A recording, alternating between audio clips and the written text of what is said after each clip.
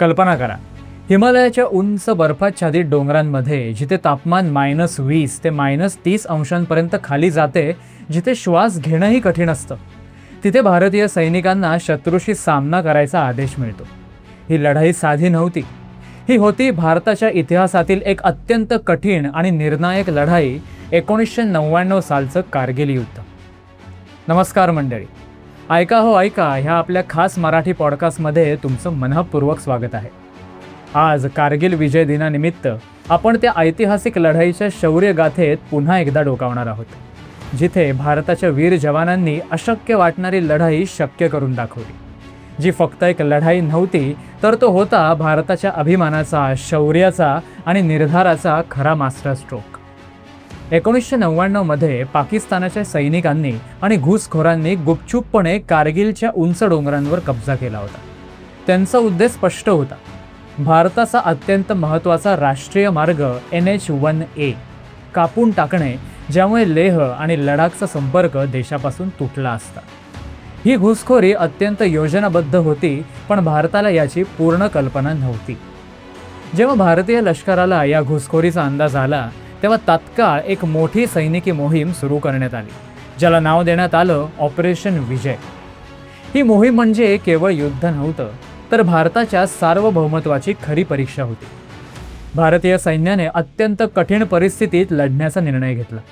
शत्रू आधीच उंच डोंगरावर मजबूत बंकरमध्ये बसलेला होता आणि त्याचं खालील भागावर पूर्ण नियंत्रण होतं.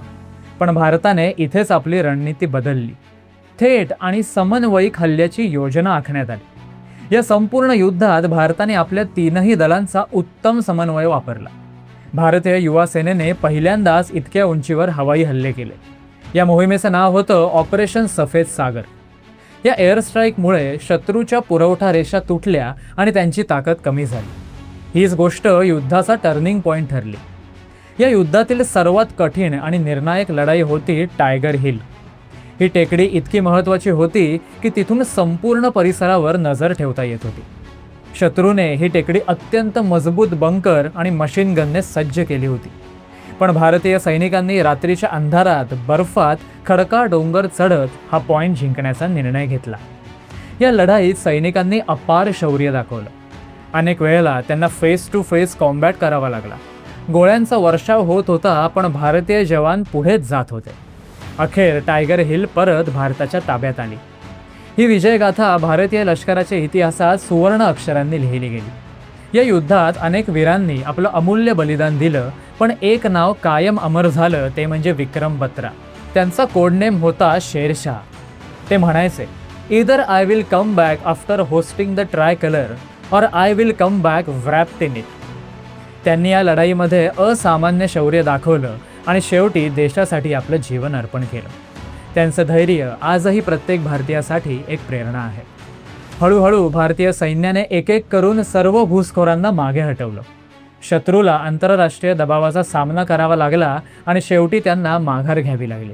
26 जुलै 1999 मध्ये भारताने पूर्ण विजय मिळवला आणि हा दिवस इतिहासात कारगिल विजय दिवस म्हणून ओळखला जाऊ लागला.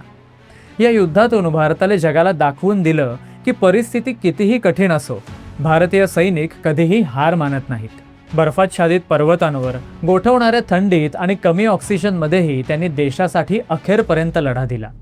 ते पुढे जात राहिले, गोळ्यांचा वर्षाव झेलत राहिले, पण मागे वळले नाही. कारण त्यांच्या डोळ्यांसमोर फक्त एकच गोष्ट होती: तिरंग्याचा अभिमान. आणि शेवटी त्या बर्फाच्छादित डोंगरांवर भारताचा तिरंगा अभिमानाने फडकला गेला. तो फक्त विजय नव्हता, तो होता शौर्याचा आणि बलिदानाचा खरा सन्मान. या युद्धात 500 पेक्षा अधिक भारतीय सैनिकांनी आपलं अमूल्य बलिदान दिलं. त्यांचं रक्त या मातीत मिसळलेलं आहे आणि त्याच त्यागामुळे आज आपण सुरक्षित आहोत. त्यांचं शौर्य आणि बलिदान भारताच्या इतिहासात कायम अमर राहील. आणि म्हणूनच प्रत्येक वर्षी 26 जुलैला आपण फक्त विजय साजरा करत नाही, तर ते शूरवीरांना मनापासून सलाम करतो. त्यांनी भारताला सन्मान, अभिमान आणि विजय मिळवून दिला. जय हिंद, जय महाराष्ट्र.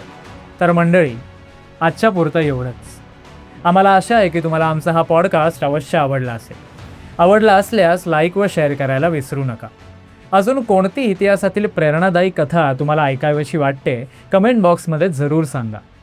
ऐका हो ऐका या मराठी पॉडकास्टच्या पुढील अपडेट जाणून घेण्यासाठी आमच्या चॅनलला सबस्क्राईब करा आणि बेल आयकॉन प्रेस करायला अजिबात विसरू नका. धन्यवाद.